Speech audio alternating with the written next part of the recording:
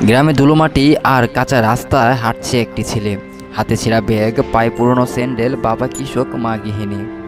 সংসারে অভাব অনটন চিরদিনই সঙ্গী। তবু ওই ছেলের চোখে ছিল অদ্ভুত এক জেদ। ক্লাসে শিক্ষক একদিন প্রশ্ন করলেন, কে বড় হয়ে কি হতে চাও?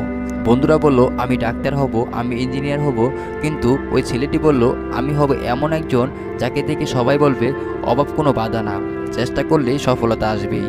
এই কথা শুনে ক্লাসে হাসাহাসি শুরু করলো। বন্ধুরা মজা নেয়, কিন্তু সেই হাসি একদিন ওই ছেলেটির প্রেরণা হয়ে দাঁড়ালো। এসএসসি পাশ করার পর রাফি ঢাকায় আসার সিদ্ধান্ত নিল। পকেটে মাত্র কয়েকশো টাকা আছে। আত্মীয়রা বলল, অসম্ভব, শহরে গিয়ে না খেয়ে মরবে ওই। ঢাকায় এসে ওই ছেলেটি দিনমজুরের কাজ শুরু করলো। রাতেও আবার পড়াশোনা করছে। কখনো রিক্সা চালিয়েছে, কখনো হোটেলে বাসন ধুয়েছে। ক্ষুধার্ত রাত কেটেছে, কিন্তু আশ্চর্যজনক বইয়ের পাতা বন্ধ হয়নি। অনেক বন্ধুরা তাকে ছেড়ে দিয়েছে, কিন্তু ওই ছেলেটি ভেবেছে একদিন এই কষ্টই হবে আমার গর্ব। বিশ্ববিদ্যালয়ে ভর্তি পরীক্ষায় ওই ছেলেটি প্রথমবারই ব্যর্থ হলো। চারপাশ থেকে হাসাহাসি শুরু করলো। অনেকে বলছে ও নাকি ডাক্তার হবে, ইঞ্জিনিয়ার হবে।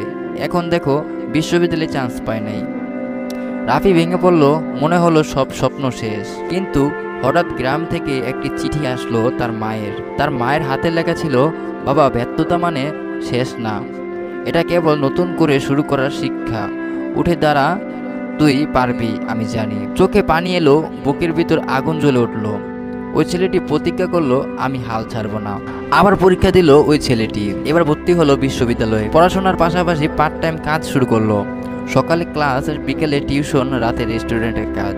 কিন্তু চোখে জ্বলে উঠত একটাই স্বপ্ন, তাকে সফল হতে হবে। 2 বছর ধরে পয়সা জমিয়ে অবশেষে কিনলো নিজের প্রথম ল্যাপটপ, যেটা হয়তো কারো কাছে সাধারণ, কিন্তু ওই ছেলেটির কাছে ছিল স্বপ্ন পূরণের প্রথম ধাপ। বছরের পর বছর কষ্টের পর ওই ছেলেটি বিশ্ববিদ্যালয় থেকে পাশ করলো। সবাই ভেবেছিল গরিবের ছেলে হাল ছেড়ে দেবে, কিন্তু সে প্রমাণ করলো স্বপ্নের কোনো দাম নেই যদি জেদ আর পরিশ্রম না থাকে। প্রথম চাকরির দিনে যখন সে অফিসে ঢুকলো, মনে পড়লো গ্রামের তার হাসাহাসি স্মৃতি। যারা একসময় বলেছিল তুই পারবি না, আজ তারা বলছে, রাফি, তুই আমাদের গর্ব। গ্রামে ফিরে গেলে মানুষ তাকে দেখে অনুপ্রাণিত হয়। যাদের কাছে রাফি একসময় হাসাহাসি পাত্র ছিল, এখন তারাই বলে, আমাদের ছেলেদেরও শহরে পাঠাতে হবে। হ্যাঁ, এখন ওই ছেলেটি সফল, কিন্তু সে কখনো ভুলে যায়নি নিজের সংগ্রামের কথা। তাই সে সবার কাছে একটাই কথা বারবার বলে, অভাব কোনো বাধা নয়, টাকা না থাকলেও চেষ্টা থাকলে পথ খোলা যায়।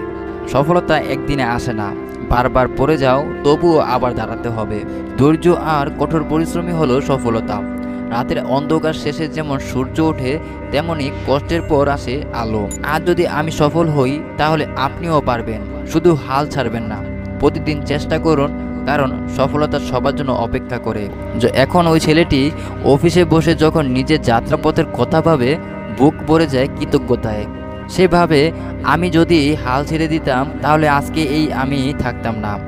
এখন ওই ছেলেটি গ্রামের ছেলে মেয়েদের সামনে গিয়ে বলে, শোনো, সফল হতে হলে অনেক ব্যথা সইতে হবে। অনেকে তোমাকে নিয়ে হাসবে, অনেকেই বলবে তুমি পারবে না, কিন্তু মনে রেখো, তারা তোমার ভবিষ্যৎ জানে না। তোমার ভবিষ্যৎ তুমি নিজেই জানো।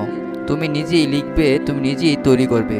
ছেলেমেয়েরা মন দিয়ে শুনছে সেই সফলতার ব্যক্তির কথা, যে এত কষ্ট করার পর সে সফলতা পেয়েছে। অভাব কোনো অপরাধ নয়, চেষ্টা করলে আল্লাহ কখনো খালি হাতে ফেরান না। যদি তুমি পড়ে যাও, উঠে দাঁড়াও, আবার পড়ো, আবার দাঁড়াও, কারণ সফলতা কখনো একদিনে আসে না। একদিনের ক্ষুধা, এক রাতের কান্না, এসব কিছুই তোমাকে তৈরি করছে বড় কিছুর জন্য। তোমরা আজ যেখানে আছো, তার চেয়ে অনেক বড় হতে পারো, শুধু হাল ছাড়বে না। তুমি যদি স্বপ্ন দেখতে পারো, তবে তা পূর্ণ করতে পারবে। আর মনে রেখো, কষ্ট হলে বুঝে নাও তুমি বড় কিছু হতে চলছো।